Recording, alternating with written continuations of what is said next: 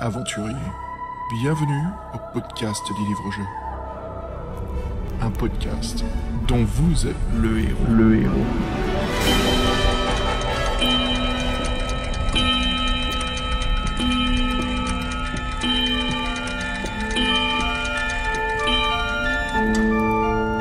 Salut les aventuriers, bienvenue à un nouvel épisode du podcast dont vous êtes le héros. Et là je peux vous dire qu'on va parler d'un livre mais aussi d'un sujet qui souvent met un aventurier dans des situations bien désastreuses. C'est assez drôle à vous dire parce qu'avant de démarrer ce podcast, on s'est retrouvé avec énormément de soucis techniques. Je crois qu'on a tout résolu. Alors voilà, on prie bien sûr au grand Dieu des livres dont vous êtes le héros qu'on n'aura plus de soucis techniques. Et avec moi, avec son premier souci technique, salut Fred, ça va ? Oui, salut Xav, salut les aventuriers. Oui, donc vous verrez peut-être une différence avec le micro. Voilà, j'espère que la qualité sera assez bonne. Il y a le micro habituel est tombé en panne, donc c'est pas grave. On peut trouver un microphone un dimanche à 4h du mat, c'est pas chose facile. Et ouais, donc plaisir de vous retrouver les auditeurs pendant cette rentrée. Et nous, c'est vrai qu'on la rentrée, ça fait peur, donc on a décidé de couvrir un peu un thème fantastique. Et c'est Fabien qui nous l'a choisi. Tu nous en dis plus, Fabien ? Salut Fabien. Bonjour Fred, bonjour Xavier, bonjour à tous. J'aime beaucoup le thème des maisons hantées, donc les manoirs, tout ça. Donc, et j'avais découvert une nouvelle qui n'avait jamais été éditée en livre, mais par contre on le trouvait gratuitement sur internet. Ça s'appelle Le Manoir au Maléfice. Donc j'ai fait l'histoire et je trouvais que c'était vraiment bien et puis ça méritait un petit dossier. Alors, et puis j'espère que ça plaira, que ça vous plaira, parce que c'est vrai que je trouve que c'est bien. Puis ça change un peu de l'heroic fantasy, puis ça change aussi des ninjas. Ça fait longtemps, ça fait plaisir de l'entendre celui-là. Bah ouais, c'est ça Fabien, quoi. Tu nous as fait un super dossier maison hantée, bien sûr en discutant du manoir Maléfice, qu'on a hâte, parce que c'est chouette de parler des écrivains indie, quoi. C'est vachement cool. Et puis on garde un petit peu la surprise pour les auditeurs de quoi nous allons discuter par la suite. Mais voilà 3 autres sujets qui sont tous basés sur les manoirs horribles, sans aller à la foire, hélas. Bon, débarrassons-nous de ce Covid pour qu'on retourne aux maisons hantées, non ? Ah oui, surtout que on parlera tout à l'heure justement d'un manoir qui existe sur Paris, mais ça sera la surprise pour la fin. Ah, ça va être chouette. Eh ben écoutez, sans plus tarder, moi je vous propose, venez avec nous. On va jouer au jeu du frisbee, et puis allez Fred, tu le lances par-dessus l'autoroute. Pourquoi t'as fait ça ? Fabien, il se désigne pour aller le rechercher. Et donc nous voilà, commençons le manoir au Maléfice.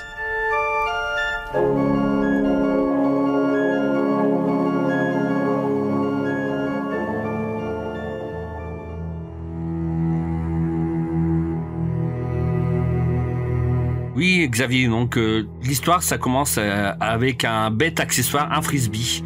Donc déjà juste pour parler, donc le manoir au Maléfice, donc c'est juste une aventure dont vous êtes le héros.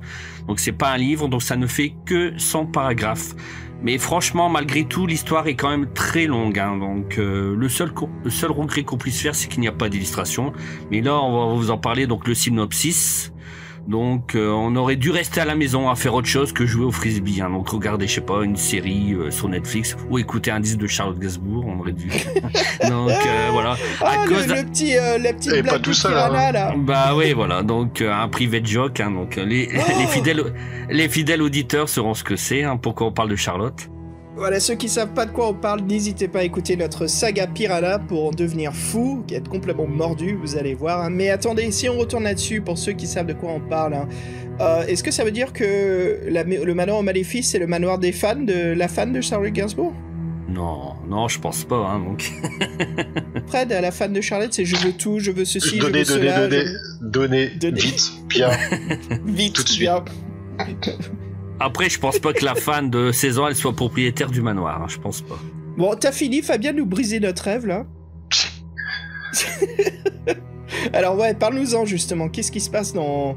Alors on a fait l'aventure, on s'est amusé un petit peu dessus, on aura quoi raconter, mais c'est une aventure très sympa, comme t'as dit, 100 paragraphes, vraiment chouette, un bon petit livre très très amusant, vraiment sympatoche quoi. Donc ouais, c'est sympa de voir des petits bouquins comme ça. On l'a lu en PDF quoi, directement, on en parlera par la traduction de The Oiseau.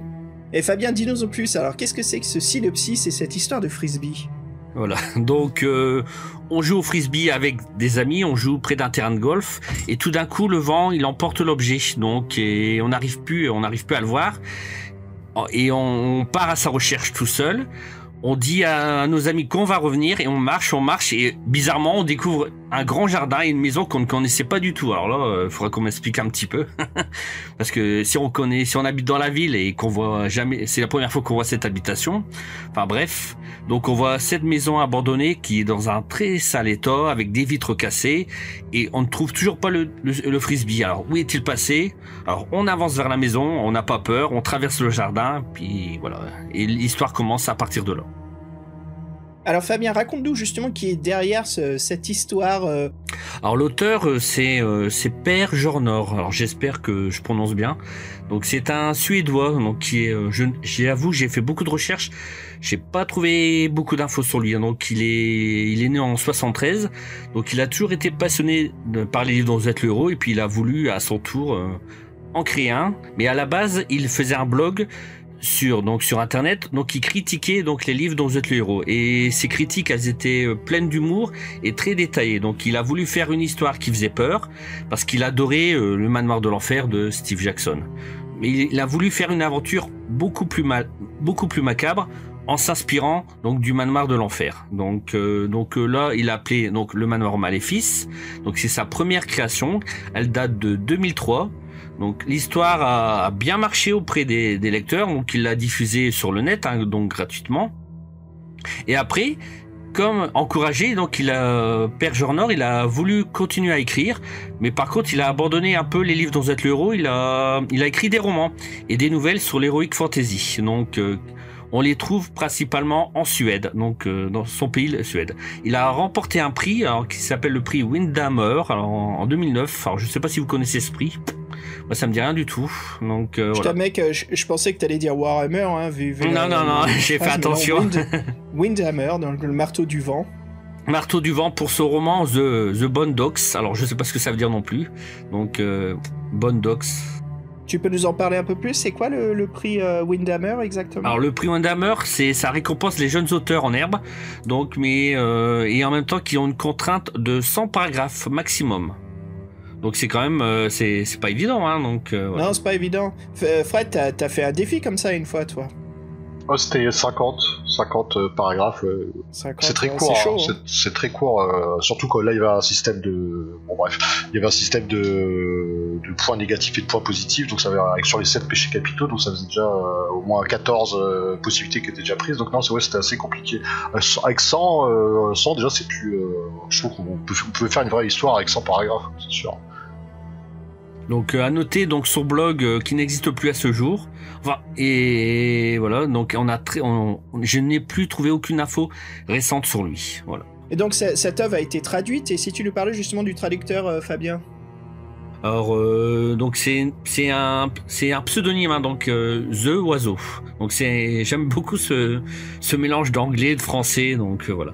En fait sous ce pseudonyme se cache Martin Charbonneau. Donc c'est un Canadien de 46 ans qui avait créé un logiciel donc pour faire des livres des aventures dont vous êtes le héros. Donc voilà, avec ce logiciel là on pouvait écrire une aventure jusque 2000 paragraphes. Ah, le ADVELH? Oui, voilà, c'est ça, tout à fait. Ouais, vous le connaissiez? Génial. Vous le connaissiez ce logiciel? Oui, bah, oui. Je l'ai, mais j'ai pas réussi à me l'approprier. J'ai découvert ça en même temps que j'ai trouvé le moteur de recherche pour créer des jeux Infocom à l'époque qui était Twine, je crois que c'était ça leur système. Donc ouais, c'est vachement sympa quoi. Tout ça c'est des super logiciels si vous voulez apprendre à les maîtriser et puis pour vous aider justement à créer des livres dans votre héros. Donc c'est chouette quoi. The Oiseau, si on disait le Bird, c'est possible ça? Ou c'est plutôt le... Non? Pourquoi pas? The Oiseau. The Oiseau.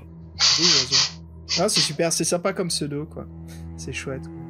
Et ouais, Fabien, dis-moi en plus, parce que j'imagine qu'il a travaillé aussi sur pas mal d'autres livres, non, The Oiseau?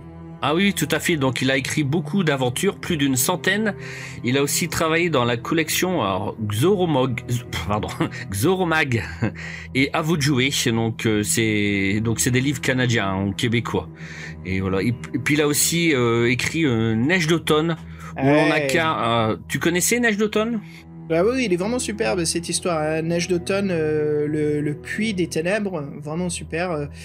Si vous avez l'occasion de vous mettre la main dessus, hein, et franchement c'est vraiment vraiment sympa quoi. Donc cool quand même en tout cas, ouais. Chouette le oiseau, hein, super boulot quoi. Et pour finir sur The Oiseau, pour vous dire qu'il est prof de maths, hein, donc et il continue à écrire donc durant ses loisirs, donc il a vraiment une vie passionnante et bien occupée, hein, donc c'est vraiment super. Une très belle passion, ouais, tout à fait. Donc voilà. Donc maintenant on va parler du livre, hein, donc les règles du jeu, donc voilà. Pour Fred, hein. Fred, tu peux nous en parler? Parce que moi les règles c'est mon dada. J'adore ça. Plus elles sont complexes et plus j'adore.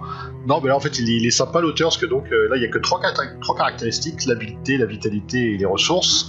Donc en fait on a un bassin ou un pool de 11 points au départ que l'on doit répartir entre les trois caractéristiques. Donc voilà, donc ça nous fait entre 1 et 5 points pour chaque, donc entre l'habileté, la force et donc voilà, 1 ou 5 points pour chaque. Donc sachant que l'habileté ça représente la force, la rapidité et l'agilité, la vitesse c'est la résistance physique et psychique, et les ressources donc c'est la présence d'esprit, le calme pour ne pas perdre son sang-froid surtout et face aux événements monstrueux. Donc vous voyez c'est assez simple, en plus et là il est vraiment sympa parce que ça se joue à un seul dé, ce qui est assez rare pour être souligné. Moi je trouve ça plutôt sympa les systèmes 1D. Et donc il y a certains paragraphes où on peut tenter sa chance. Et donc le but c'est de faire un score égal ou inférieur à nos caractéristiques. Donc vous voyez c'est quand même assez compliqué. Et donc en cas de combat, la petite spécificité c'est se jouer avec les points d'habileté et de vitalité. Donc le combat se termine quand l'ennemi ou nous-mêmes on n'a plus aucun point de vitalité. Donc c'est fin du combat. Il faut savoir qu'au début de l'aventure, on est manchot. Quand je dis manchot, c'est qu'on n'a aucune arme. Et tant qu'on n'a pas d'arme, en fait, on perd forcément des points d'habileté pour chaque combat. Donc, c'est un peu la course à l'armement au début de l'aventure. Et comme on le disait, l'auteur a failli faire une espèce d'hommage au manoir de l'enfer. Donc, il n'y aura qu'un seul parcours. Les autres mèneront à la mort. Et donc, comme d'habitude, c'est très difficile pour le trouver. Et en sachant qu'on avance dans l'aventure, on pense qu'on sortira de cet endroit maléfique, et bien non, sachant qu'en fait le bon parcours se décide au début de l'aventure, donc voilà, vos premiers choix sont déterminants. C'est bien pour faire chier le lecteur, il est obligé de se retaper le bouquin, non mais c'est le principe des un seul chemin. Ouais, des one-shot pass, quoi. Voilà. Ouais, donc en fait il dit que lui il trouve que c'est bien plus amusant, Peter Jorner, et que c'est un réel défi, quand il y a un seul bon chemin. Nous, je sais qu'on n'est pas spécialement fan de ça, mais je veux dire, quand c'est bien fait et que quand le chemin est plus ou moins logique, pourquoi pas, quoi.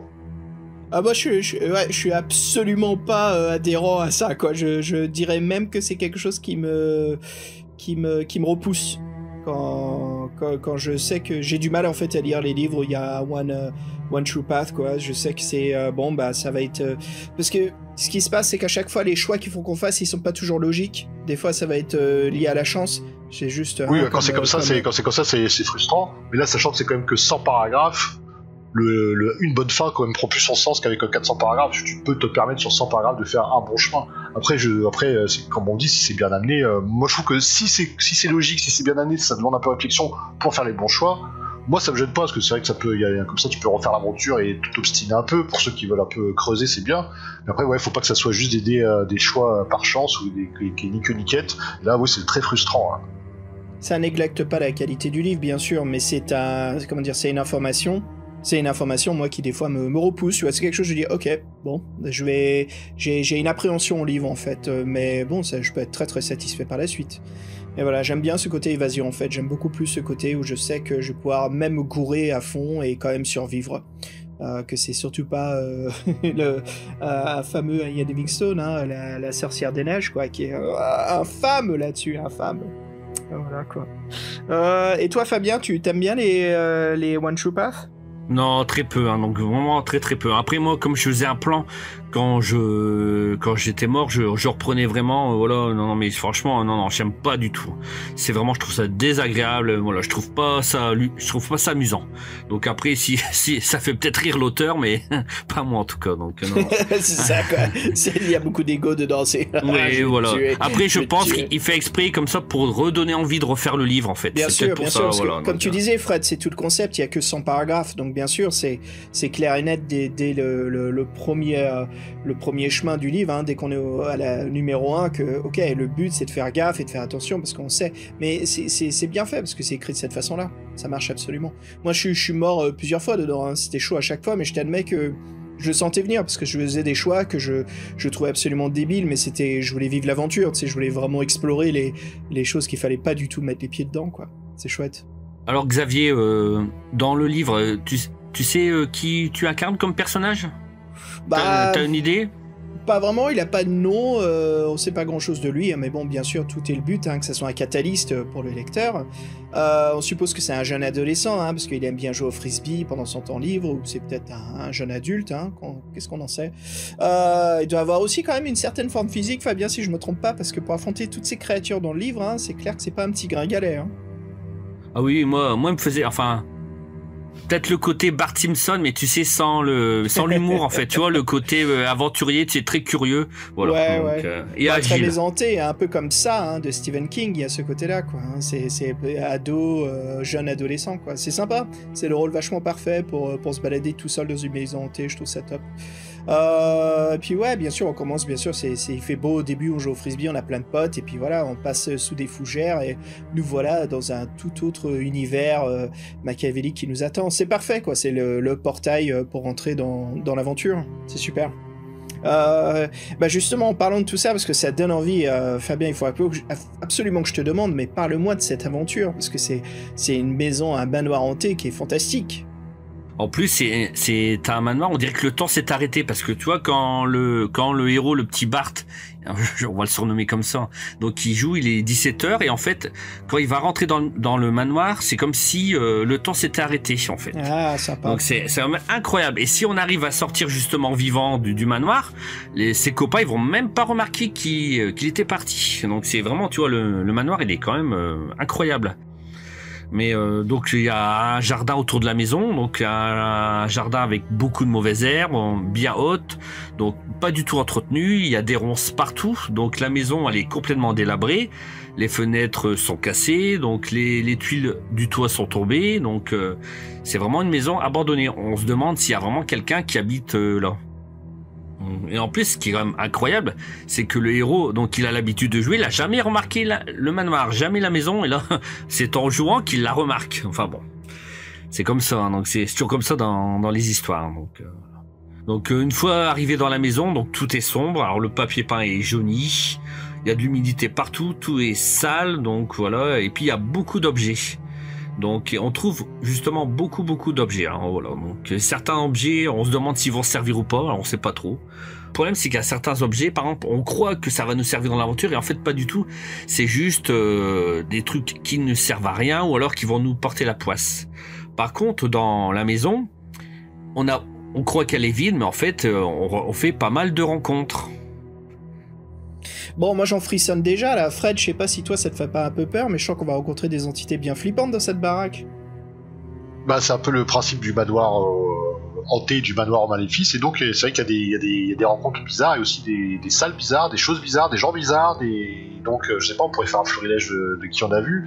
Viens jouer avec nous, Danny. Oui, c'est. On l'a tous vu celui-ci. Ben, vas-y, Fabien, tu veux nous parler du premier. Qu'est-ce que tu as à nous raconter sur ces personnages et ces choses qu'on peut trouver dans ce manoir? Bon après, c'est peut-être pas très original, mais en fait le double maléfique, hein, ça on l'a déjà vu dans d'autres histoires, hein. Mais c'est vrai que le petit Bart, il va rencontrer avec horreur son double. En fait, il se regarde dans un miroir et il voit justement son ennemi, en fait son double, mais son double maléfique. Et donc le double sort du miroir, donc et en fait il veut prendre notre place, donc c'est un combat. Donc voilà, donc c'est vraiment, et en plus le double, on va le rencontrer une deuxième fois à la fin de l'aventure, et c'est vrai qu'on s'y attend pas, et c'était sympa. Et donc on a des démons un peu plus psychologiques, enfin des ennemis psychologiques. Est-ce qu'on a des choses plus religieuses comme des esprits sataniques, Fabien? Ah oui, tout à fait, oui, il y a les esprits sataniques, donc en fait. Ah ouais. Et en fait, donc la pièce, on entre dans une pièce. Alors la pièce, elle est sombre, elle est pas du tout meublée. Et en fait, on arrive, il y a des inscriptions partout, et c'est en encre rouge.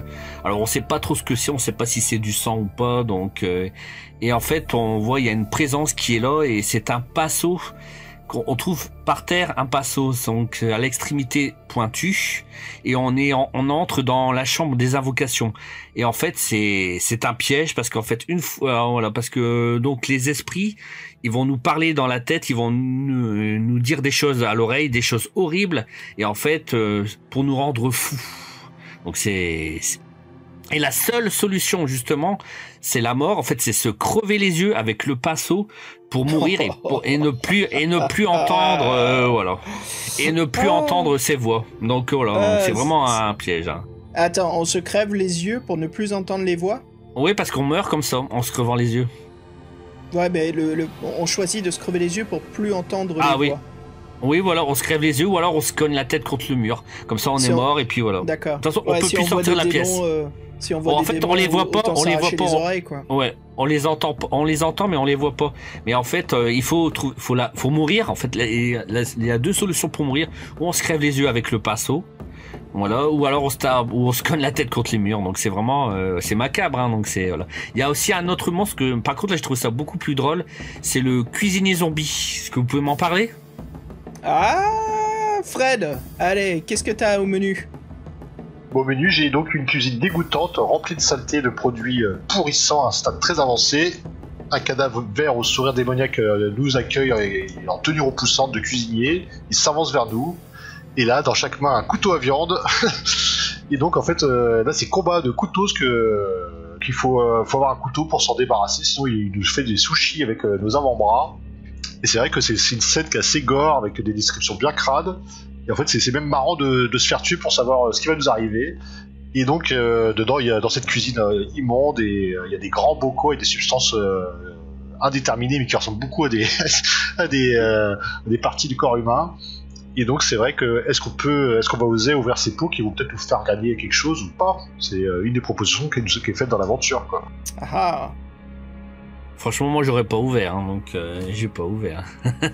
De même, je crois que c'est une chance sur 5 de réussir l'épreuve quand c'est des trucs comme ça. Hein. Tu sais que tu vas t'en prendre plein la gueule, quoi.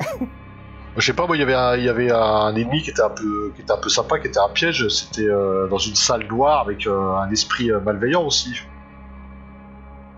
Le lutin, non? Lutin du chaos? Ou l'esprit du charbon. Ah, l'esprit du charbon, oui, tout à fait. L'esprit du charbon, ouais, sympa. Ça, j'ai bien aimé, franchement. Ah oui, donc en fait, vous rentrez voilà dans une salle et vous entendez de loin un petit rire machiavélique, hein, qui a l'air très content qu'on soit tombé dans cette salle, bien sûr, hein, qui va s'amuser avec nous. Alors, c'est marrant parce qu'on se dit, mais qui est-ce qui se marre comme ça et pourquoi il y a autant de charbon dans cette salle aussi? Donc, ça a une atmosphère bien inquiétante, hein, et il y a justement un amas de charbon partout dans un coin. Et en haut de ce tas de charbon, on voit justement une petite fenêtre, une ouverture pour les libertés. Bien sûr, elle est fermée avec un cadenas, mais bon, voilà, ça va pas nous arrêter, hein, on fonce. Hein. Mais au final, bien sûr, bah, c'est plus facile à dire qu'à faire, parce que sous nos efforts, voilà, on fait du bruit, et il y a donc des charbons qui roulent par terre et qui réveillent un terrible esprit du charbon qui est très grand, massif et qui est constitué de blocs de charbon, un golem de charbon en gros, hein, les gars. Et voilà, donc on l'a dérangé de son sommeil, hein, donc il va nous le faire payer, et hein, on sent que c'est bien sûr son objectif final, hein, il va pas s'arrêter là-dessus jusqu'à ce qu'il nous ait écrasé en bouillie. Le souci, c'est même un très gros souci, les gars, c'est que c'est un ennemi qui est immortel. Et d'ailleurs, il y en a un autre. Hein. Génial, quoi. J'en ai un autre aussi pour toi, Fred. J'en ai un autre aussi qui est immortel pour toi juste après. Donc, on peut le vaincre, mais voilà, bien sûr, il revient à la vie aussitôt, hein, comme un phénix bien pourri de charbon, quoi. Il est invincible. On apprend bien sûr, les coureurs, que l'esprit de charbon ce qu'il va faire de notre corps, c'est qu'il va nous brûler et nous consommer à vie, quoi. Donc c'est le deuxième gros piège de cette aventure. C'est un peu comme si le blob était un tas de charbon. Et en parlant d'ennemis immortels, Fred, est-ce que tu peux nous parler du lutin du chaos? Ah oui, lui c'est une sale petite engeance, hein. Donc lui en plus il est dans un endroit très clean, une salle à manger resplendissante. Tout est bien propre, hein, la table est dressée, un beau service en porcelaine. Et là, en fait, lui, le lutin, il est à la table, il a... Oh, putain, de nous voir, ça le fout hors de lui, quoi, ça y est, on va cacher son repas. Donc, sachant qu'il est petit mais costaud, c'est le petit lutin du chaos Pibous. Et là, en fait, c'est l'ennemi, un ennemi très redoutable, voire le plus redoutable de l'aventure. On est obligé de tomber sur lui. Et en fait, c'est comme on disait, c'est qu'il est invincible et en plus très agile aussi, en plus des tricaneurs. Donc c'est une seule petite engeance. Et donc en fait, dès qu'il va nous faire payer notre audace, il veut notre peau, nos coups ne lui font rien. C'est un combat sans fin. Et en fait, dès qu'on pense qu'on l'a vaincu, lui aussi renaît de sur ses petites jambes arquées et velues et dégueulasses. Et en fait, ça recommence. Donc sachant que lui, sa méthode de combat, c'est de flotter dans l'air et de jeter des couteaux aiguisés sur sa proie en ricanant. Donc le truc bien énervant, bien stressant, bien flippant. Et il veut notre peau. Ah, il me hante, je l'entends là. Et en fait, lui, son trip, c'est de se tenir en vivant le plus longtemps, de nous en souffrir d'atroces souffrances, mais juste à la limite pour qu'on soit toujours à point pour lui. Et en fait, il y a une solution pour se dépêtrer de ce petit personnage. Mais ça sera à vous de la trouver, voilà. Ah, Fabien, dis-nous ce qu'il faut faire. Alors, il y a une grosse énigme, hein, elle est vraiment... En fait, c'est une énigme elle est appelée l'énigme de l'horloge. Donc en fait, il y a une seule solution justement pour sortir vainqueur du lutin du chaos et pour poursuivre l'aventure. Bah, ça nous amène vers la fin de ce petit livre, Fabien. Alors raconte-nous cette fin et ce puzzle et tous ces événements qui créent vraiment ce livre, enfin qui le fait sortir du lot, je pense, qui est vraiment sympa. Sinon, pour parler donc de la fin de l'histoire, donc on fait pas mal de rencontres. Là, on vous en a cité quelques personnages, mais sinon il y en a beaucoup plus. Donc c'est vraiment bon. C'est des personnages contemporains parfois. Donc on a peut-être par exemple le Charbon. Je pense pas qu'on l'a rencontré dans d'autres livres dont vous êtes le héros, quoi. Donc c'est bien. Moi je trouve que ça change. Donc et puis au final, on perd son frisbee, mais on sort de la maison, on sort vivant. Tant pis si on n'a pas retrouvé le frisbee, mais c'est le plus important, c'est de sortir de la baraque, quoi. Parce que c'est vraiment, il y a tellement de tension dans le jeu, il y a des combats qui sont très durs, il y a vraiment l'énigme qui est vraiment compliquée. Donc c'est vraiment on pourrait croire comme c'est juste 100 paragraphes que ouais, on va le finir en 1 heure et puis basta. Pas du tout. C'est vraiment, en plus, en sachant que c'est vraiment un chemin avec un seul bon parcours. Ça prend du temps et on s'amuse autant que si c'était un livre avec 400 paragraphes. Alors, je sais pas ce que vous en pensez, mais pour moi c'est vraiment mon point de vue. Donc on passe du temps, si on trouve pas le bon parcours, bah c'est pas grave, on recommence. Et puis en plus la traduction de The Oiseau qui est vraiment très très bonne.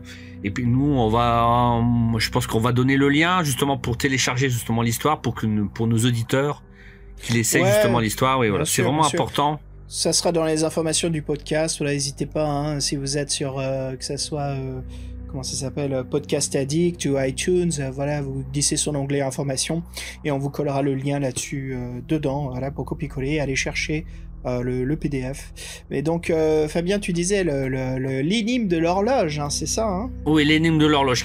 Bon, c'est vrai que ça c'est vraiment compliqué, hein, j'avoue que bon, après qu'il y ait des pièges comme là, le charbon, le lutin, bon, je peux comprendre, mais l'énigme de l'horloge, c'est vraiment bon. Je pense qu'il a vraiment voulu nous piéger, l'auteur là, donc mais peut-être un peu trop, hein, parce que c'est vrai que ça peut décourager. Hein. Je sais pas si vous étiez découragé ou pas, mais moi c'était quand même assez costaud.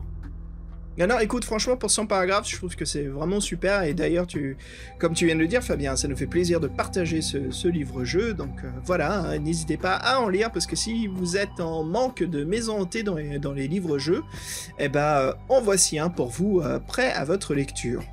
Oui, il y en a pas beaucoup sur ce thème-là, et puis je trouve que ça change, et puis c'est bien, quoi. Bon, après, c'est pas non plus... ça vaut pas le malheur de l'enfer, mais c'est quand même très bien, on passe quand même un bon moment. Et en plus, c'est gratuit. Voilà, c'est difficile de les... Tu vois, moi je peux pas les comparer parce que c'est pas juste, hein. Bien sûr il y en a un qui a 400 paragraphes, l'autre qui a 100 paragraphes. Moi je trouve que tous les deux, pour ce qu'ils sont tous les deux d'excellentes œuvres, quoi. Je les trouve vraiment vraiment amusantes. Et d'ailleurs en fait c'est une question de temps. Si quelqu'un me dit je voudrais lire un livre dont vous êtes le héros, mais je veux pas, j'ai pas trop de temps, ou je voudrais un truc pas trop lent, comme ça je comprends un petit peu le genre, je trouve que le Manoir au Maléfice c'est un excellent exemple à partager. Je suis bien d'accord avec toi, hein, c'est clair. Et Fred, t'en as pensé quoi, toi? Bah, je trouve que pour 100 paragraphes, pour une fois le reste de chemin c'était un peu pertinent, que c'est vrai que l'aventure a l'air de faire plus, que effectivement il y a des rencontres et que c'est une maison hantée. Moi je trouve que tout fonctionne. Après ça reste une AVH bien sympathique, mais moi je trouve que le parent pauvre de cette aventure c'est l'absence de dessin en deux noms. Hein, parce qu'une aventure sans dessin c'est pas possible quoi. Tristement, t'as bien raison Fred, c'est vrai que s'il y avait des illustrations, ça ferait plaisir. Hein. Surtout je serais curieux de voir le style visuel que ça serait. Du coup, Fabien, il a redoublé il nous a illustré le bouquin avec tous sur le dossier, là, c'était très bien, et il nous a fait plein d'antagonistes pour chaque situation, c'était super, quoi. Ah, j'ai cherché, c'était pas évident. Une petite figurine peinte, là, pour le lutin du chaos. Ouais, je l'aime bien, celle-là, elle est très belle. J'ai bien aimé, même pour le charbon, j'ai voulu trouver une image sur le charbon, mais qui fasse vraiment peur, quoi. Ah, elle était c'est vrai que là, j'ai trouvé une photo avec du charbon mis dans une pièce, et c'est vrai, on se demande quoi, et c'est vrai que on aurait pu croire que c'était sympa. De toute façon, moi, j'ai remarqué parfois, quand il y a des illustrations, on est déçu, parce qu'on s'attend pas à ça. Alors, au moins, parfois, je préfère qu'il y en ait pas d'illustration, moi, comme ça, on est moins déçu parce que là, on va parler d'un... Non. Cite un nom de... Il s'appelle Vlado, non? Bah voilà, là, c'est une surprise, hein. Donc, les auditeurs... C'est un bon enchaînement. Ouais, voilà, c'est ça, on va parler de Vlado, on va parler aussi du Manoir, qui est un jeu en DVD, hein, Fabien, que tu vas nous en parler. Et puis, on va parler à la fin de la Maison des Horreurs, vous allez voir plein de choses. Mais d'abord, les amis, faisons une pause musicale, qu'en dites-vous? Ah oui, bien sûr. Ah, il nous faut quelque chose, quelque chose dans le ton, là, quelque chose qui nous détende aussi, là. Ouais, bah écoute, ça marche. Je te propose de rester dans cette ambiance rock, hein, mais avec un petit côté un peu flippant ou un peu psyché horreur. Allez, je vous propose le groupe, les gars, Electric Wizard, avec leur morceau Murder and Madness.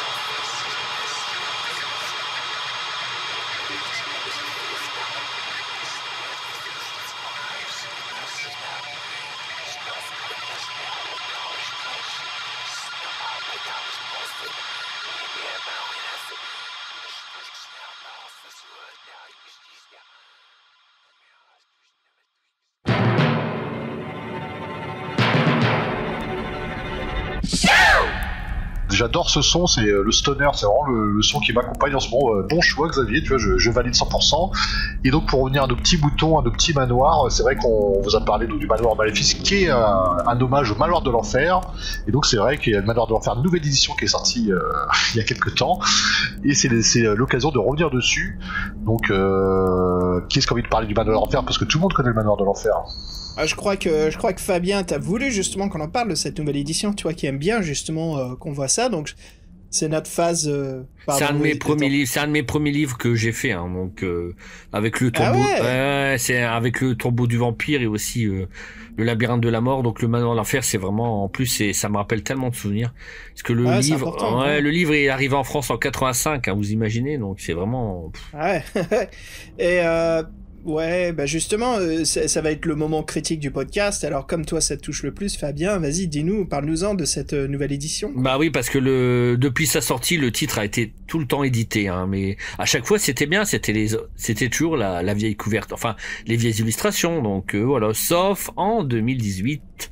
Donc là, on peut parler de malédiction.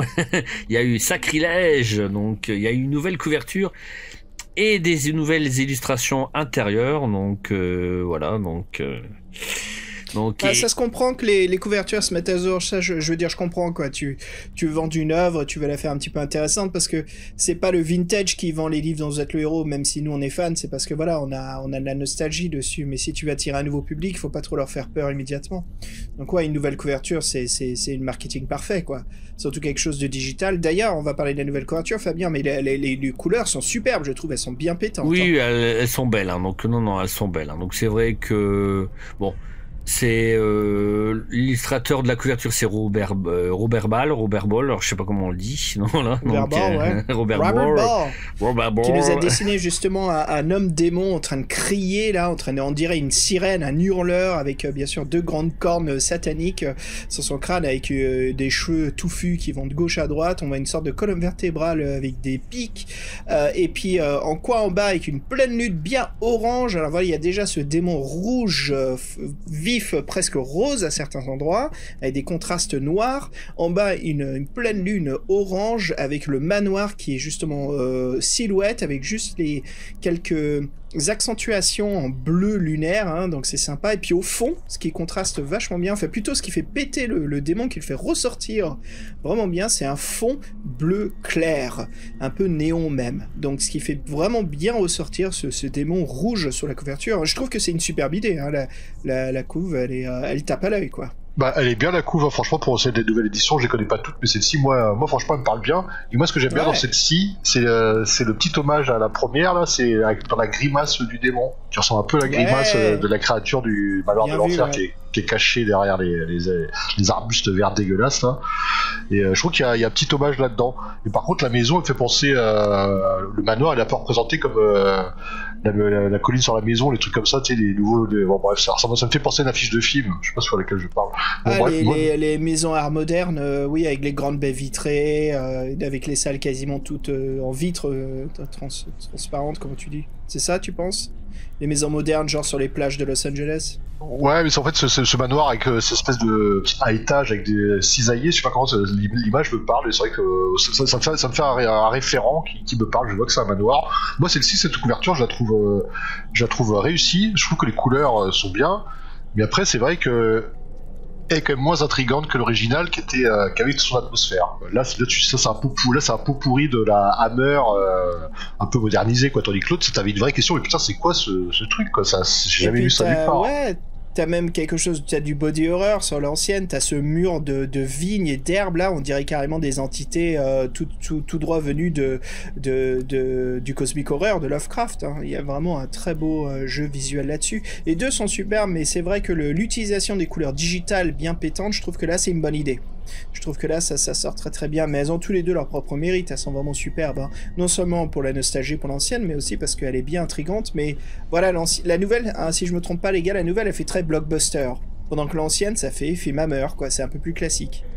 C'est vrai que moi j'aime pas la nouvelle illustration, mais c'est vrai que je suis d'accord avec toi. C'est vrai que ça fait tape à l'œil. Hein. Oui, c'est vrai que ça fait tape à l'œil. Moi j'aime pas trop les cornes du monstre. Tu sais, on dirait un guidon. Je sais pas trop, tu vois. Je sais pas.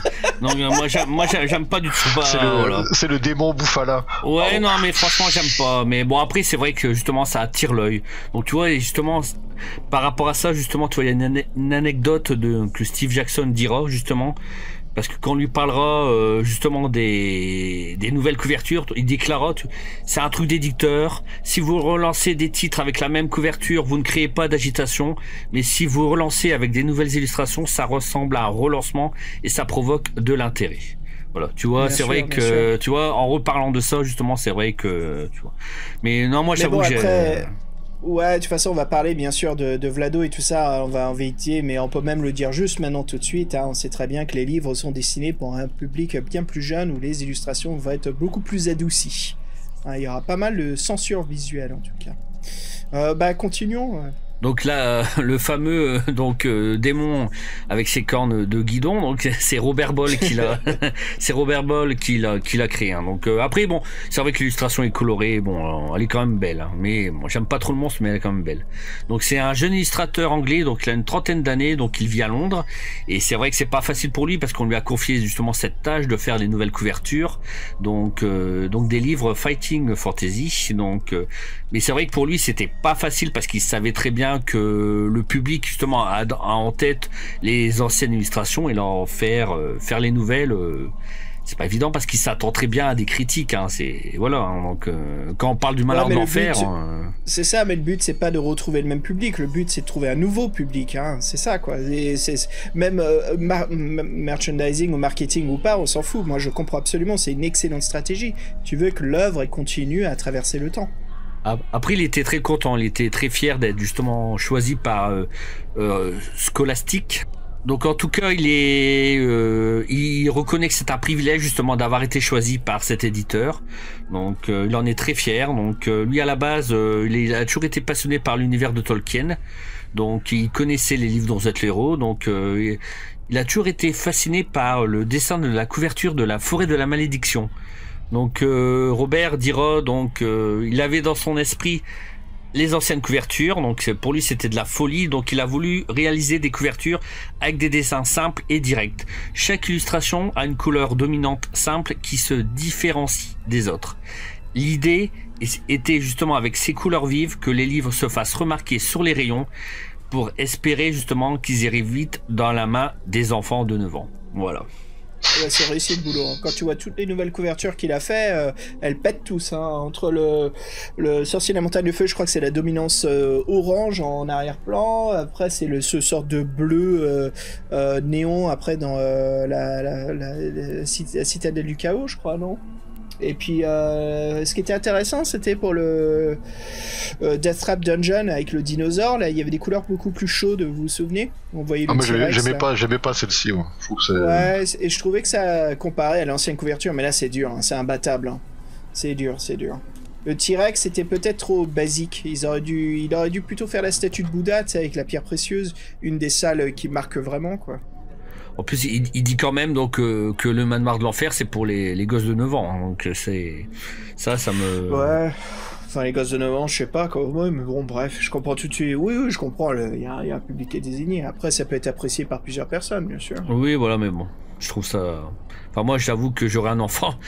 Si j'ai envie de lui faire découvrir ça, je commencerai pas par le manoir de l'enfer. Hein, donc voilà pour Robert en tout cas, et donc je vous laisse la main pour parler de notre cher ami Vlado, Vlado Crisan. Ouais, Vlado on a pas mal parlé, hein. Vlado qui est un artiste très très talentueux, hein, vraiment sympa. Donc là l'éditeur Scholastic a choisi Vlado Crisan, hein, pour faire les illustrations intérieures des Fighting Fantasy. Hein. Donc Vlado, voilà, c'est un illustrateur slovaque qui travaille en freelance. Il s'est défini comme un peintre numérique. Alors ses deux univers de prédilection sont surtout les dessins de science-fiction et le domaine militaire, essentiellement en noir et blanc. Donc voilà, il aime bien, on peut dire, hein, le cyberpunk et compagnie. Hein. Donc c'est peut-être pas l'artiste parfait pour faire du victorien et compagnie, quoi.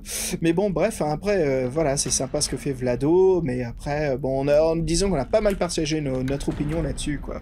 Donc son travail est, on peut dire qu'il est assez répété, il fait énormément appel à lui, justement, pour les couvertures du roman ou pour des jeux vidéo.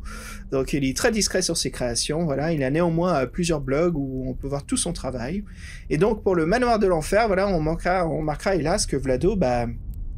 Fabien, je dirais pas trop qu'il s'est pas trop fatigué, mais on sent que il s'est pas cassé le cul, hein. Alors, soit il y avait une question, ouais, alors je vais faire l'avocat du diable ou je vais plutôt jouer la justice, je sais pas, moi j'ai envie d'être neutre là-dessus. Ça peut être plusieurs choses. En effet, ça peut être Vlado qui s'est pas trop cassé les pieds. Ça peut aussi être l'éditeur qui lui donne très peu de temps ou un petit budget, donc lui, eh ben écoute... Donc voilà, juste j'essaie de défendre les artistes toujours là-dessus parce que je sais que c'est jamais facile et je pense pas que Scholastic ça soit quelqu'un qui est super cool avec les freelances du genre t'as besoin combien? T'as besoin de 2 mois? Ouais, tranquille, on va te donner un 3e mois, t'inquiète pas. Et ce que je trouve chiant, c'est la censure, bien sûr, du gore. Hein. Alors ça, on l'a vu plusieurs fois, hein, Fred, hein, dans les nouvelles illustrations.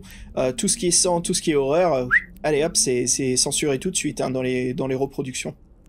Mais moi, ce qui m'inquiète un peu avec ce Vlado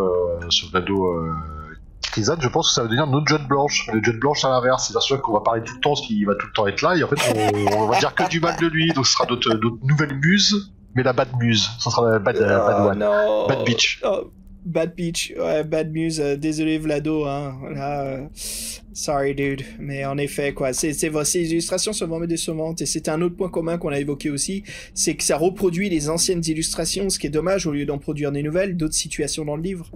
Mais c'est vrai que là, Fabien, tu nous as fait un comparatif, un versus, donc on a une ancienne illustration, la nouvelle, c'est le mec avec sa tête dans la main, qui parle la tête parlante du Manoir de l'Enfer. Et c'est vrai que dans la première, celle de gauche, et celle de l'édition originale qu'on connaît, elle fait peur, quoi. C'est-à-dire, le mec a les doigts coupés, la tête dégouline de sang, et quand il parle, t'as une grimace de douleur presque, et puis le vêtement, le brocart, tout ça est très dessiné. Là, dans la nouvelle, il n'y a plus de sang, tu vois même plus qu'il a les doigts coupés pratiquement, et c'est juste du noir et du blanc, sans tout ce détail. Mais par contre, vous vous souvenez-vous, on avait eu un retour d'un auditeur sur un sondage de la nouvelle génération, et la nouvelle génération préfère les dessins numériques. Pour eux, les dessins à l'encre, c'est quoi ce truc? On dirait des monographies de Dürer, tu vois. C'est du Moyen-Âge. C'est dur parce que, en plus, le boulot, donc le Manoir de l'Enfer, l'artiste d'origine, c'était Tim Sale. Et Tim Sale avait fait un boulot, mais fantastique dans l'œuvre de Steve Jackson, quoi, qui était vraiment superbe, ces illustrations, hein. Et c'est dur, quoi. Même les cabochons, ils étaient excellents, quoi. Et là, c'est juste... ouais, c'est... Bon, je sais pas, je crois. Ouais, puis le cadrage est le même. C'est la même chose en moins bien, quoi. On a dit, il leur avait dit, tu fais la même chose, mais en moins bien. Voilà, c'était ça sa ligne directrice. Pardon, on est un peu dur, mais bon. Bon, en tout cas, oui, donc si vous voulez connaître notre sentiment par rapport à Vlado, si vous n'étiez pas fixé, on vous ramène sur la cité des... Ouais, sur les précédents, je crois c'est quoi, on avait parlé de Vlado, enfin bref, voilà, sur nos précédents, on parle justement des reprises, hein, mais ouais. Et pourtant, il dessine vachement bien, hein. Moi j'aime beaucoup, hein. Quand je vois ses autres illustrations, elles sont excellentes, et je comprends pas que... Ah, est-ce que fait Vlado pour les dernières éditions, hein, voilà, on a déjà parlé. Quand tu compares ça à ce qu'il fait, lui, dans ses blogs et ses illustrations, mais mon Dieu, on dirait pas que c'est le même artiste, hein. Ah non, oui, c'était assez bluffant, mais en fait, je pense que le mec maîtrise le noir et blanc, ils ont dit, bah nous, le noir et blanc, c'est ce qu'on fait dans les livres de l'euro, donc ils ont pris pour ça. Puis ouais, puis le mec, par manque de temps, ou par manque, je sais pas, ou c'était pas son univers, on lui a dit, tu fais pareil, il a fait pareil, quoi, voilà. Avec le côté un peu plus polissé, un peu plus lisse, un peu moins d'aspérité, donc bon bref, voilà. Après, si les jeunes ils sont contents, c'est le principal. C'est décevant, et je dis pas ça en tant que fan, moi je m'en fous de revoir exactement la même illustration reproduite, c'est débile, je m'en tape, mais je dis pas non de voir une mise à jour d'illustration, mais de 1, pourquoi ça doit être les mêmes, et de 2, pourquoi moins d'efforts, quoi, c'est chiant, c'est dommage. Ça fait très jeune public, hein. Là c'est réussi, hein. C'est clair et net, hein. Mais sinon, Fabien, il y a comme des avantages à cette nouvelle réédition, hein. Bon, ouais, oui, alors. Qu'on en dise du bien, quand même. Pas le prix, en tout cas. Il est un peu plus cher, hein, déjà. Ouais, ils sont plus chers, les nouveaux. Ouais, plus cher, mais c'est grand format, quand même. C'est un peu plus grand, quand même, un livre de poche, hein. Donc, 12 €, enfin, il me semble. 12 €, ouais, parce que si tu montes le format normal et le grand format, bah, c'est clair et net que tu ferais plus de ventes en petit format, je pense. Bon après un des nombreux avantages, bon c'est toujours la même traduction, donc c'est Michel Xénon, voilà, donc et en fait bizarrement il y a un inédit, on peut choisir son personnage et ça j'étais surpris. En fait on peut choisir ou un homme ou une femme pour sympa. Voilà donc Resident Evil. Voilà, mais oui, Resident Evil. Ou alors Alone in the Dark, hein, il proposait ça aussi, hein, donc. C'est pas faux ça. Ouais, tout à fait. Et sauf que là, qu'on choisisse un homme ou une femme, ça change rien du tout, hein, donc voilà. Donc on peut incarner Gabrielle Durham, qui est une femme antiquaire qui parcourt le pays pour son métier. Et avec Sam Robinson, donc aussi on peut incarner, qui est employé de pompe funèbre. Et on doit s'occuper justement des obsèques de la personne qui nous a formés pour ce métier. Donc voilà. Aha. Et donc chaque perso a des caractéristiques. Il semblerait que les statistiques pour jouer le personnage féminin soient légèrement moins difficiles. Hein, donc. Mais bon, ça change pas grand-chose parce que de toute façon l'aventure est toujours ardue. Voilà. Oui, il y a moins pour jouer les statistiques. Pour jouer avec Gabriel, par rapport ils sont moins ardus par rapport au lancer de dés. Si on joue la fille, c'est plus facile que si on joue le mec. Voilà, oui. Mais moi, il y a une raison scénaristique pourquoi non, je sais pas pourquoi. Je sais pas pourquoi ils ont fait ça. De toute façon, en plus, c'est ridicule. Ça change rien du tout. Ah ouais. Parce que je veux dire, après, dans l'aventure, que le personnage soit un homme ou une femme, on n'en parle plus de ça. Donc c'est. Ah non, voilà, non, ça sert à rien. Ouais, comme t'as dit, c'est pas comme Resident Evil où les dialogues changent, où il y a peut-être des différences, quoi. Mais ouais, c'est comme t'as dit, Alone in the Dark, quoi. Ça change rien. C'est juste le choix du joueur, ce qui est intéressant. Pourquoi pas avoir ce choix-là? Et puis à la fin du bouquin, on trouve un bestiaire, donc qui parle quelques créatures, voilà. Donc bon, après c'est mieux que rien, mais bon. Alors, moi j'ai cette édition-là, ouais, voilà. Mais si j'ai envie de rejouer au Manoir de l'Enfer, bon, je vais pas faire le vieux con, hein, mais c'est vrai que je vais rejouer avec l'ancienne édition. Moi, je vous admets, je reste sur la troisième, hein, les grands livres d'or que j'aime beaucoup, et la 4e édition qui était juste après, hein, avec les couleurs un peu différentes sur la vertèbre. J'avais même pas fait gaffe. Merci Fred pour cet excellent commentaire. Merci beaucoup. Pour la peine, tiens, qu'est-ce qu'il y a dans les bacs de DVD là? Où est-ce qu'on vous avait fait un peu l'annonce du podcast? Donc on parle des manoirs hantés. Donc là il y a un BDVD, oui ça existe, un BDVD qui s'appelle Le Manoir. Donc c'est quoi la traduction de BD-DVD? C'est bande dessinée en disque vidéo drive. Donc le DVD, souvenez-vous, dans les années 2000, c'est la folie, il s'en vend des tonnes, c'est révolutionnaire, le grand public est à donf. Fini les cassettes vidéo, fini les CD, c'est les cassettes c'est has-been. Donc là c'est un éditeur vidéo carrément qui sort énormément de titres, qui s'appelle 77, qui est français d'ailleurs, et qui a choisi un anglais pour un international. Et c'est eux qui ont eu cette idée. Donc le Manoir, c'est leur création. Et donc les deux Français, il y a Michel Poirier qui est le dirigeant de 77, c'est lui qui a inventé le concept de BDBD. Et donc dans cette entreprise, il sera aidé par Laurent Galmo, qui travaillait lui dans la bande dessinée comme directeur de collection. Donc ils veulent faire quelque chose d'innovant qui ne s'est jamais fait auparavant, un DVD avec une aventure interactive, première mondiale. Lire un tour dans leur dossier de presse, Cocorico. Et donc c'est vrai qu'ils avaient c'est des entrepreneurs motivés qui avaient une vision qui essayaient de surfer sur la tendance. C'est plutôt bien, c'est plutôt assez oui, c'était plutôt bien, c'est une bonne initiative. Et donc ce qu'ils ont décidé de faire, ils veulent associer le plaisir de lire à ceux qui ne regardent que par la télé, parce qu'ils vont regarder beaucoup la télé, les jeunes, ça n'a pas trop changé. Et donc ils veulent faire un premier titre qui casse la baraque, et donc ils veulent sortir Le Manoir. Donc il y aura même une campagne publicitaire, le DVD sera vendu dans les librairies ainsi que dans les boutiques vidéo, Fnac, Verdine, etc. Et même dans les kiosques presse, donc large diffusion. 2 éditions sont prévues, une collector et une basique. La collector a 2 DVD, s'il vous plaît, messieurs, dames. C'est la grande vente d'éditions, soi-disant limitée, avec plusieurs ou un seul DVD, des beaux boîtiers médias en métal, tout pour la collection. Et donc en fait, 77 mise tout sur le côté interactif du manoir. Donc le public est curieux. Est-ce que c'est vraiment interactif? Est-ce que la promesse est tenue comme dans un livre aventure? Je ne sais pas. On sait, mais nous on pense que la réponse n'est pas tenue. Là, et puis à la fin, t'as vu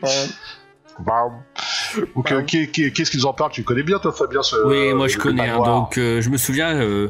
sur les sites internet, ils en parlaient, tout ça. Donc, je sais pas si vous vous souvenez du site VD-Rama. Donc, ce site n'existe plus, hein, mais ils en parlaient. C'était vraiment. Puis même dans les presses, il y avait des affiches, hein, moi, dans les kiosques presse. Moi, je voyais des affiches pour le manoir. C'était vraiment intéressant. Alors, moi, j'étais vraiment enthousiaste, hein, donc.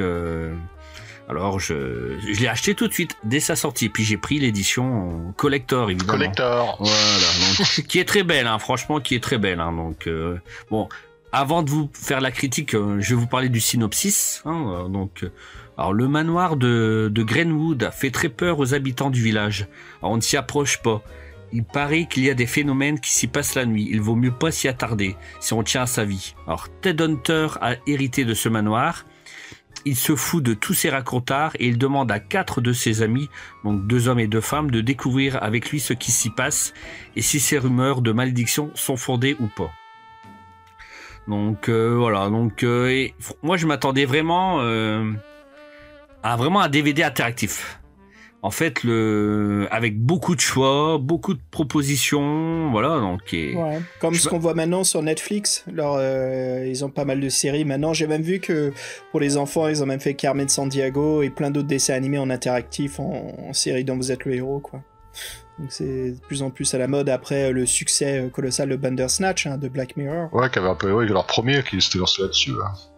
Alors oui, il y a vraiment dans le manoir, il y a un côté interactif, mais il est vraiment très peu présent. C'est pas de la publicité mensongère, mais en fait la seule interactivité, c'est qu'on peut suivre l'aventure suivant le personnage qu'on veut voir. Voilà, c'est tout. On a chacun leur point de vue. Voilà, c'est tout. Alors, oui, donc d'accord, on change pas le destin. En fait, il y a un scénario. C'est comme Big Brother, quoi. On choisit qui on veut surveiller. Voilà, donc c'est tout. En fait, on voit leur parcours, mais on peut pas choisir le passage. On peut pas choisir leurs paroles. C'est tout. Ouais, c'est dommage, ça c'est pas trop épanoui. Voilà. Alors ça fait pas dessin animé, hein, donc ça fait vraiment l'aspect bande dessinée. Donc les images sont fixes, il y a un peu de mouvement, mais voilà, ça bon. Après, on dit BD DVD, hein, donc BDVD pardon. Donc voilà, ça fait vraiment bande dessinée. Il y a pas beaucoup d'animation, mais c'est vrai que moi je m'attendais vraiment à beaucoup de situations. Je m'attendais vraiment à l'interactivité, et il y en a pas ou très peu, hein. Mais c'est bizarre, justement, le concept n'a pas été du tout appliqué, quoi. Il y a pas d'interactivité. Pourquoi utiliser ce mot-là ? C'est pas vraiment ça, quoi. C'est plus jouer la caméra de surveillance. C'est un peu comme, vous vous souvenez, les jeux Mega Drive à l'époque, quand il y avait sur les Sega CD. Ah oui, Night Trap. Night Trap, voilà. Puis il y en avait un autre aussi où c'était un groupe de rock. Il y avait quoi, une momie qui sortait d'un temple. J'ai oublié comment ça s'appelle, ça. Ouais, ces jeux-là, quoi. Ouais, ça me fait penser plus à ça, où il y a une sorte d'interactivité, mais pas vraiment. Je veux dire, la vidéo, elle continue à jouer. C'est juste que toi, tu arrives à aller au prochain chapitre. Je crois que le plus insultant, les gars, qu'il y avait à l'époque, c'était le jeu Power Rangers sur la Sega CD. C'était le pilote, le tout premier épisode, et en fait c'était un quick time. Il fallait juste faire les bonnes séquences pour que la vidéo continue à tourner, et si tu te gourdes, t'avais juste un écran game over. Donc en gros, il y avait aucune interactivité, c'était juste 20 minutes de quick time event, quoi. Comme Roi d'Avenger, parce que moi je l'avais le Mega CD. Ah oui, on y a joué ensemble, Fabien. Ah c'est vrai, je me rappelle. Puis on y avait joué, c'était dur d'ailleurs. Hein. Donc au début c'est sympa, mais après on en a marre. Hein. Donc tu vois, comparé à Space Ace ou Dragon's Lair, où il y a quand même de l'interactivité, il y a quand même un timing à faire, et puis le donjon est aléatoire, surtout dans Dragon's Lair 1. Mais là, ouais, c'est dommage en fait, c'est con, parce que l'idée peut être vraiment intéressante, quoi. Mais je me souviens de l'avoir vu en kiosque. Hein. Ah oui, il y a vraiment une belle campagne publicitaire, hein, vraiment, mais voilà, donc surtout, en plus... C'est peut-être là où allait tout le budget, au lieu d'aller dans voilà. Après, c'est vrai qu'ils ont fait des efforts, on voit, parce qu'il y a quand même du son, il y a quand même beaucoup de bruitage, donc c'est vraiment, voilà, on voit que c'est vraiment un grand travail, hein, donc voilà, mais franchement, ça n'a pas marché au final, mais je suis pas surpris, hein. Donc, pourquoi tu dis ça ? Bah non, parce qu'en fait, moi je pense que le côté, justement, les gens, le côté interactif, tu vois, ils s'imaginaient comme moi vraiment, tu vois, et... Ah oui, c'est la déception en fait. Oui, de choisir, choisir la maison, l'endroit, la pièce où on veut aller, tandis que ça c'est dangereux. parce que tu crées des attentes à ton produit. Donc tu Bah mens oui, voilà. au lieu d'être sincère et de dire justement jouer la personne qui surveille pour résoudre l'énigme. Tu vois, il y a une différente façon de vendre ton produit. Mais si tu dis interactif, ce n'est... Oui et non, quoi. Tu mens un peu. C'est interactif, mais pas interactif sur le fil narratif. Tu n'évolues pas le scénario, tu ne peux pas le changer. Tu peux seulement visualiser et à toi de comprendre ce qui s'est passé. Et en plus, il y a pas mal de scènes identiques, même si on change de personnage. Ah. Donc tu vois, c'est Ouais. vraiment... Voilà quoi, donc c'est... Bon, bah voilà.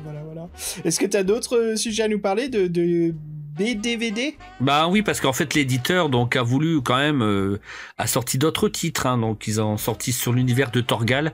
Alors, le personnage de bande dessinée qui est très connu. Il y a eu aussi un livre sur Al Capone, sur les pirates, sur Attila.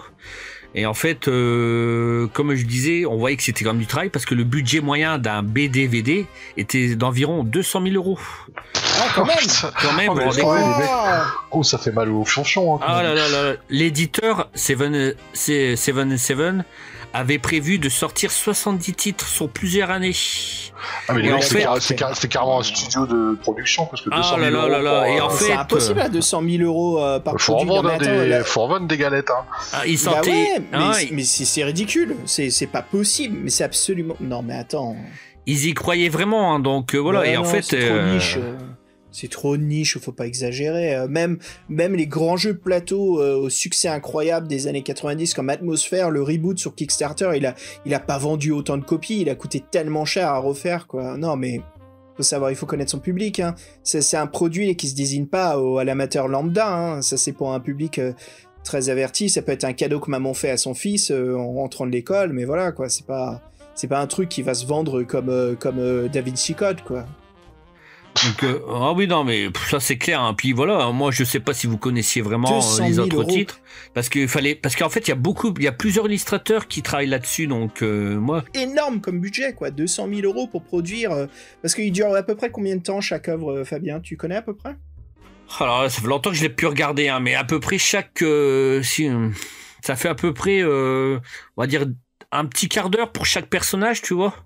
Donc, Ok, donc au total, mais au total de l'œuvre, on est quoi, à moins d'une heure de produit? ouais, on va dire entre 1 heure et 1h30.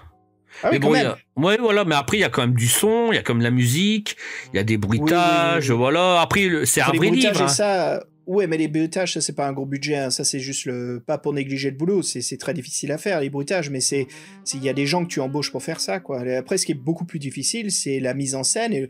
Quand je vois des produits comme ça, moi, c'est le scénario. C'est là où tout est la complexité du produit. Hein. C'est comme tu regardes les jeux vidéo modernes, comme comment ça s'appelle, les jeux du français là, pas. David Cage qui a produit, c'était quoi son dernier? C'était le jeu sur les cyborgs, là, Détroit, de Detroit, qui est très très complexe et qui lui prend des années à faire. Hein. Le budget est colossal, quoi, parce que justement c'est un jeu vidéo, enquête et interactif dont vous êtes le héros, quoi. Il y a une multitude de choix et qui peuvent changer votre futur plus tard. Donc là, enfin, c'est du taf. C'est énormément de taf, quoi. Mais pour 200 000, bon, là, je comprends mieux. Tu vois, je croyais que tu parlais des œuvres de 20 minutes. Là, je me dis, oula, comment ça se fait? Mais en tout cas, de toute façon, ils ont vite compris que ça ne marchait pas. Donc, les 70 titres, je sais même pas s'il y a eu 10 titres en tout qui sont sortis. 200 000, donc, il faut vendre énormément. Il faut pas oublier que quand tu produis des œuvres comme ça, il faut aussi payer l'impression, il faut aussi payer le dispatch, la distribution.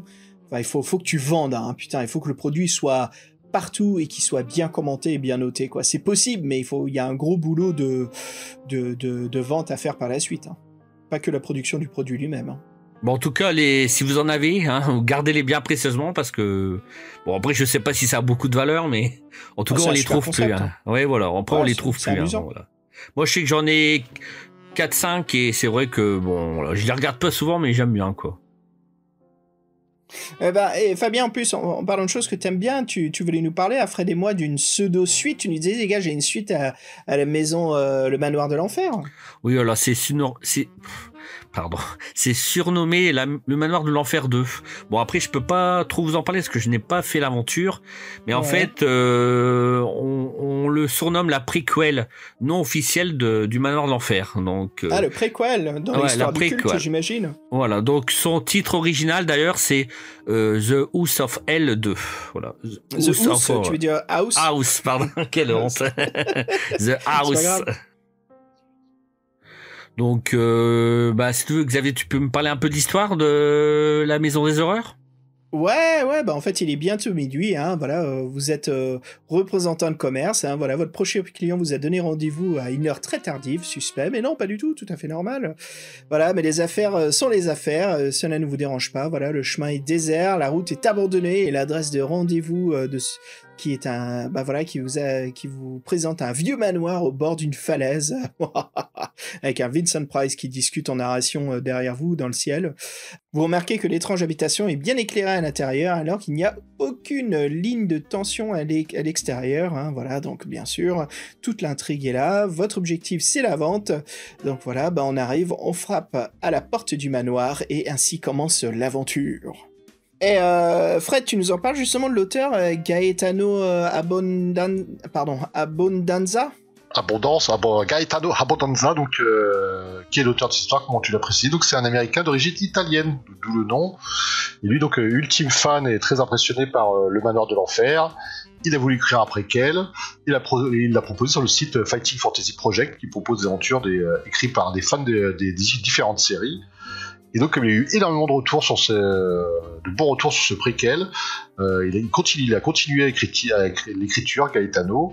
Et d'ailleurs, Tillman Games ne s'y est pas trompé et propose des nouvelles œuvres de Gaetano sous format numérique et en anglais. Voilà, donc Tillman Games qu'on connaît, qui a édité sous forme d'application des histoires de Vous êtes le héros, et avec d'autres univers aussi. Donc c'était très voilà, donc ils ont édité Gaetano, donc c'est sûrement un bon auteur. Et c'est vrai qu'on parlait de la critique, en fait c'est difficile de faire une critique parce que c'est encore assez récent, quoi. Et on peut retrouver d'ailleurs une interview avec le directeur artistique de Tillman Games parmi nos podcasts. Exactement, comme vous pouvez retrouver le manoir de l'enfer aussi, qui est l'épisode 12. Ouais, si wow, Fred. C'est Fabien qui l'a marqué. Impressionné. Hein. D'accord, ok. Je l'avais noté, je m'en rappelle plus. Et je sais que l'interview, voilà, c'est numéro 33, voilà, si vous voulez écouter. Alors, on a une version anglaise, et puis on a une version française, où avec Fred, voilà, on s'est amusé à faire un doublage à la russe. On parle par-dessus, quoi. C'est sympa. On arrive vers la fin. Fabien, est-ce que tu veux conclure sur quelque chose? Une petite surprise? Un vrai manoir hanté? Oui, enfin, en vrai, je sais pas s'il est vraiment hanté, mais en tout cas, oui, à Paris, il existe un manoir. Moi, je suis déjà allé, hein, donc c'est un musée de l'horreur, donc qui raconte les légendes urbaines de la ville. Donc, c'est sympa. Donc, voilà,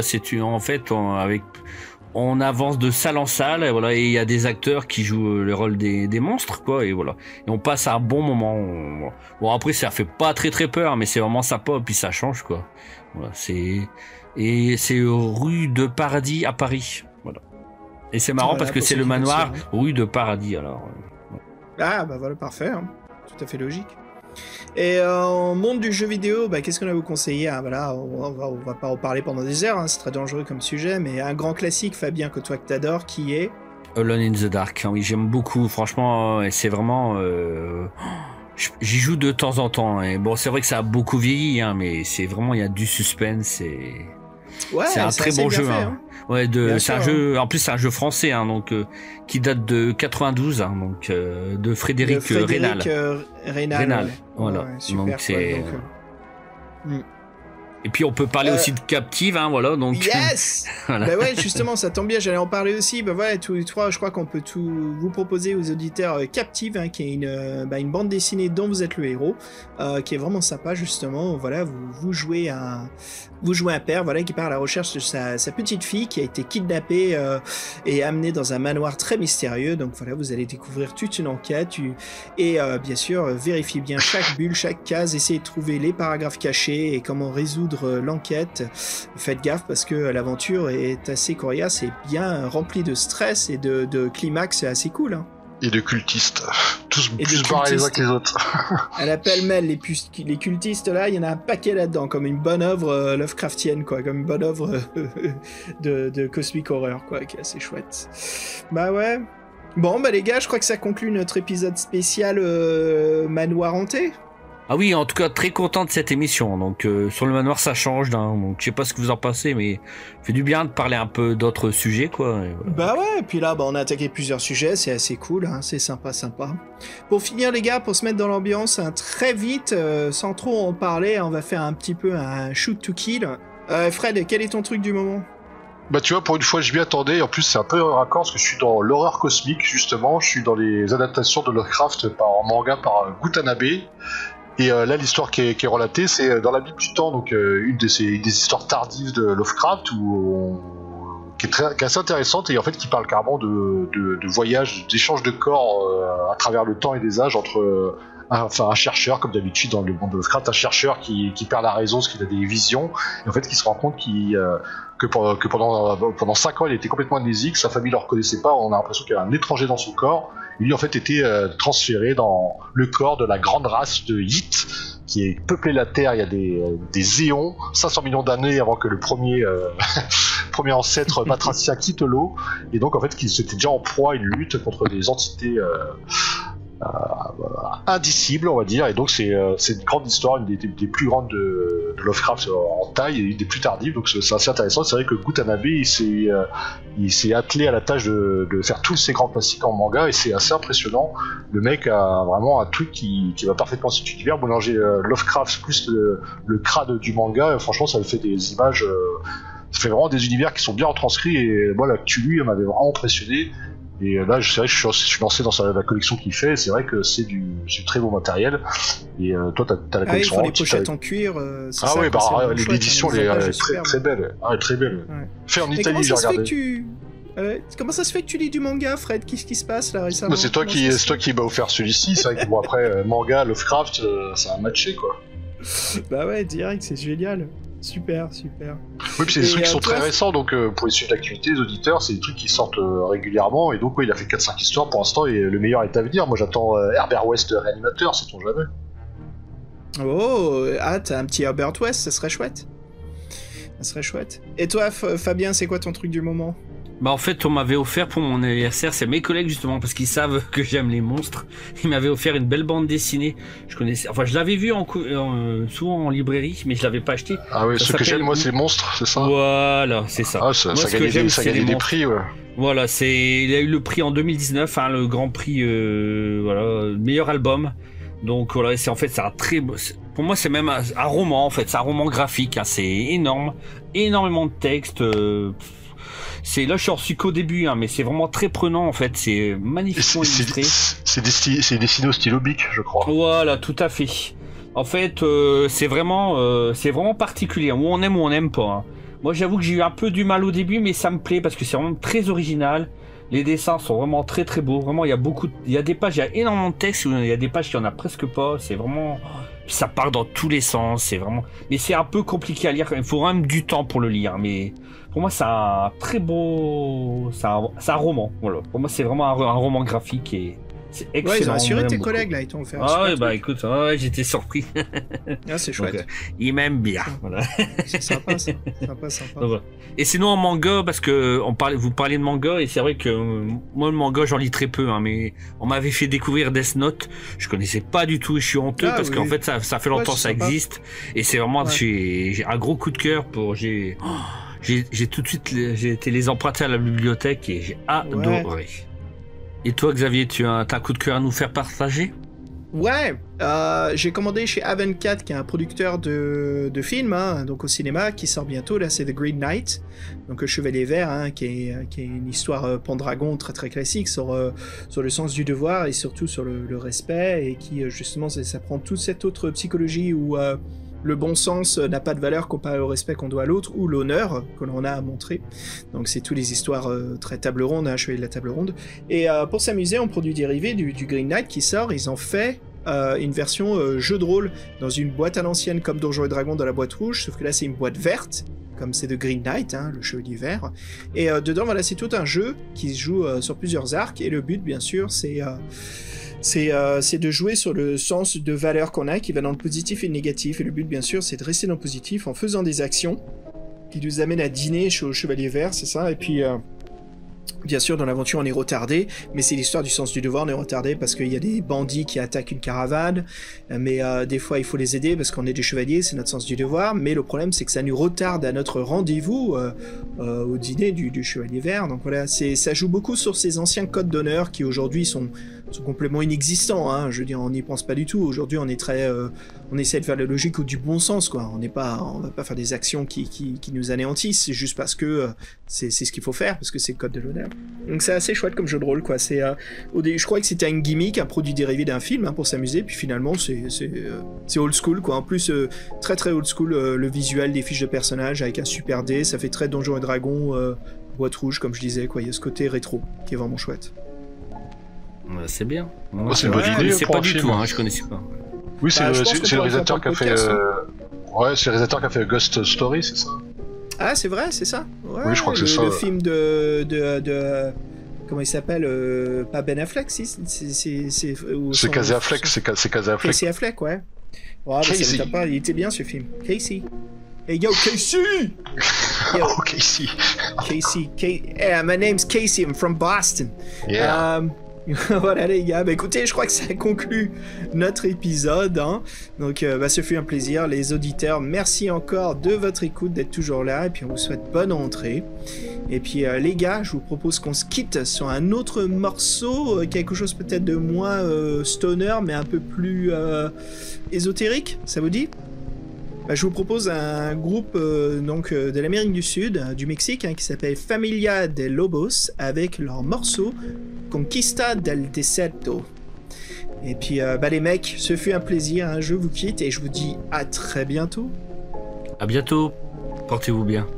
Merci Fabien pour le dossier, c'était cool d'être à 3, et puis ouais, à bientôt tout le monde, bonne rentrée. Salut!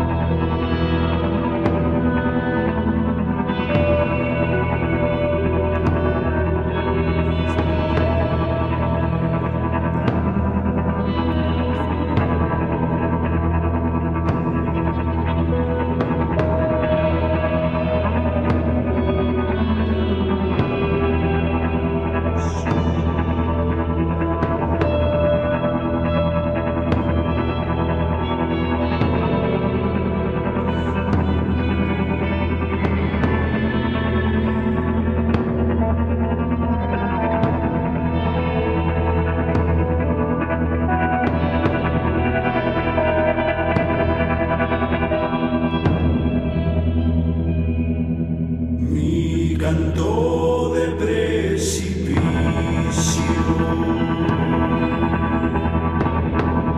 como se trae el viento, son mis hermanos ya caídos.